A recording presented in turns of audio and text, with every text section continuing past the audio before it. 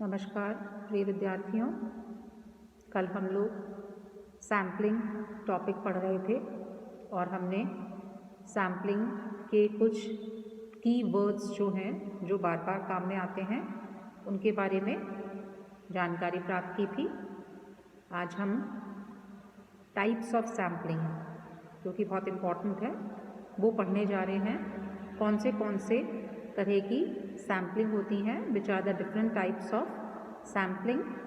In this category we can say that there are two most important types of sampling. One is probability sampling and another is non-probability sampling. Probability sampling को हम बोलते हैं संभावना प्रतिदर्शन। Probability sampling जैसा आप लोगों को नाम से ही लग रहा होगा, प्रोबेबिलिटी है ना, संभावना, किस चीज़ की कितनी संभावना है। यदि हम कोई भी जने को किसी सैंपल का पार्ट बनाना चाहते हैं किसी पॉपुलेशन में से, तो उसकी सैंपल का पार्ट बनने की कितनी संभावना है। मान लीजिए 100 लोगों की पॉपुलेशन है, जो समग्र है वो 100 लोगों का है और उसके अंदर से एक व्यक्ति की संभावना 1/100 हो गई। प्रोबेबिलिटी उसकी कितनी हो गई? 1/100 है ना। जैसे अभी हम बात करते हैं, ये कोविड चल रहा है बच्चों, तो कोविड आप यदि मास्क नहीं लगाएंगे, सोशल डिस्टेंसिंग नहीं का पालन नहीं करेंगे, सैनिटाइजेशन का प्रयोग नहीं करेंगे, तो आपकी जो संभावना है कोरोना होने की वो ज़्यादा हो जाएगी। या आप इन सब चीज़ों का ध्यान रखेंगे तो आपको कोरोना होने की प्रोबेबिलिटी जो है वो कम हो जाएगी। तो हम इस तरह की बात कर रहे हैं कि प्रोबेबिलिटी सैम्पलिंग जो है वो क्या होती है। तो मूल रूप से हम देखते हैं कि संभावना प्रतिदर्शन और गैर संभावना प्रतिदर्शन। अब संभावना प्रतिदर्शन वह है जिसमें समग्र जन की प्रत्येक इकाई की प्रतिदर्श में चयन होने की समान संभावना होती है।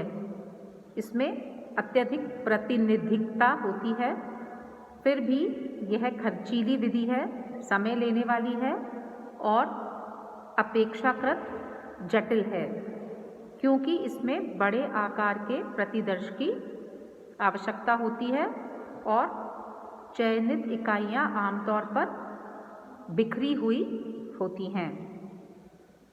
अब संभावना प्रतिदर्शन आज समाज विज्ञान और वाणिज्य अनुसंधान के लिए बड़े प्रतिनिधिक प्रादर्श का चयन करने की मुख्य विधि बनी हुई है।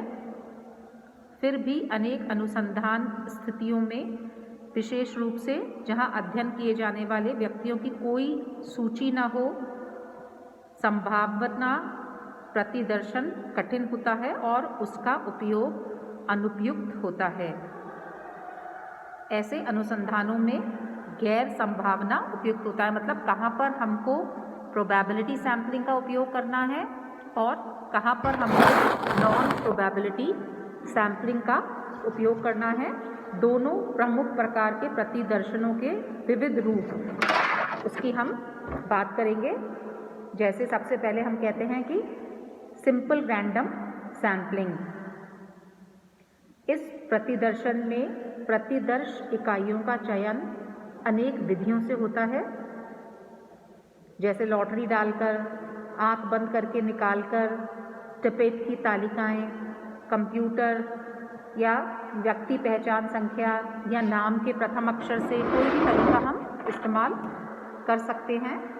जैसे इनमें सबसे ज़्यादा जो कॉमन है उसको हम लॉटरी मेथड कहते हैं। लॉटरी मेथड आप लोग सब जानते हैं कि मान लीजिए 100 लोगों ने लॉटरी के टिकट्स खरीदे, तो एक व्यक्ति की लॉटरी निकलने की संभावना कितनी हो गई? 1/100। तो लॉटरी में सबकी समान प्रोबेबिलिटी होती है। जितनी प्रोबेबिलिटी मेरे लॉटरी निकलने की है उतनी ही दूसरे व्यक्ति की भी हो सकती है। मान लीजिए राम, श्याम, मोहन 3 जने हैं, वो अलग अलग एज ग्रुप के हैं, 20 साल, 30 साल और 40 साल। but as long as they are part of the same population, each one has equal probability of being selected for the sample. तो संभावना जो है वो सबकी बराबर की होती है। फिर हम स्ट्रैटिफाइड रैंडम सैम्पलिंग की बात करते हैं। प्रतिदर्शन के इस स्वरूप में समग्र जन को उप समूहों या स्तरों में बांटा जाता है और प्रत्येक स्तर से एक प्रतिदर्श लिया जाता है। इन्हीं उप प्रतिदर्शों से अध्ययन का अंतिम प्रतिदर्श बनता है। इसको इस प्रकार भी परिभाषित कर सकते हैं कि इस विधि में समग्र जन को समजातीय स्तरों में बांट लिया जाता है। फिर प्रत्येक स्तर से एक हम सैंपल चुनते हैं। मान लीजिए स्ट्रैटिफाइड रैंडम सैम्पलिंग, स्ट्रैटिफिकेशन हम लोग फर्स्ट ईयर में पढ़ चुके हैं। हम पहले तो पूरी पॉपुलेशन को डिफरेंट स्ट्रैटा में बांटते हैं, डिफरेंट स्तरों में बांटते हैं। फिर प्रत्येक स्तर से, प्रत्येक स्ट्रैटम से हम एक सैंपल लेते हैं। अब हम कह सकते हैं कि समग्र जन का समजातीय स्तरों में विभाजन एक या अधिक कसौटियों पर आधारित है। जैसे आयु हो सकता है, वर्ग हो सकता है, शैक्षणिक स्तर हो सकता है, व्यवसाय हो सकता है, ये सब चीज़ें हो सकती हैं। तो स्तरीकरण में पद निर्धारण जो है वो शामिल नहीं होता।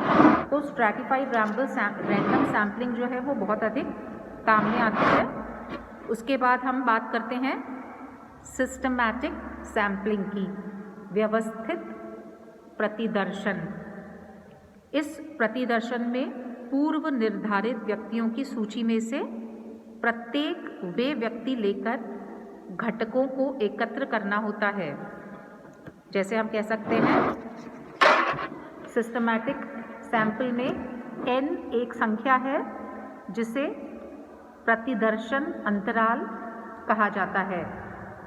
जब प्रतिदर्शन अंश विधि प्रयोग में लाई जाती है तब प्रतिदर्शन अंश के आधार पर एक प्रतिदर्श ढांचे से प्रतिदर्श निकाले जाते हैं जो कि capital N upon small n के बराबर होते हैं, है ना। तो ये क्या होता है, सिस्टमैटिक सैम्पलिंग जो है इसके अंदर हम दो n की बात कर रहे हैं। कैपिटल N आप मान लीजिए पॉपुलेशन और स्मॉल n जो हम सैंपल उसके अंदर से निकाल रहे हैं। उसके बाद आता है क्लस्टर सैम्पलिंग यानी समूह प्रतिदर्शन। इस प्रतिदर्शन में समग्र जन को कई समूहों में विभक्त कर दिया जाता है और फिर सभी समूहों या चयनित समूहों में से प्रतिदर्श निकाल लिए जाते हैं। यह विधि तब अपनाई जाती है जब अध्ययन के लिए समूह कसौटी महत्वपूर्ण हो और आर्थिक दृष्टि से विचार करना भी महत्वपूर्ण हो। तो क्लस्टर सैम्पलिंग क्या होती है, इसके अंदर कोई भी पॉपुलेशन को अलग अलग ग्रुप्स में बांट लिया जाता है और फिर सभी समूहों में से सैंपल निकाले जाते हैं। अब सब तरह की ये जो सैम्पलिंग है, मान लीजिए समूह प्रतिदर्श है, क्लस्टर सैम्पलिंग है, इसके लाभ क्या है कि इसको लागू करना बहुत आसान होता है जब बड़ी संख्या में पॉपुलेशन का हमको स्टडी करना हो। और इस विधि में पैसा थोड़ा कम लगता है और जो हमारे लोग आंसर दे रहे हैं उनको हम आसानी से प्रतिस्थापित कर सकते हैं।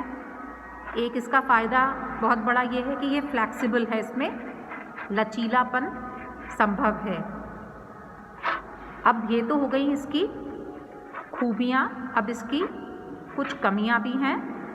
जैसे एक राज्य से, एक ज़िले से या एक ब्लॉक से एक गांव का चयन करने में प्रत्येक समूह का आकार समान नहीं होता।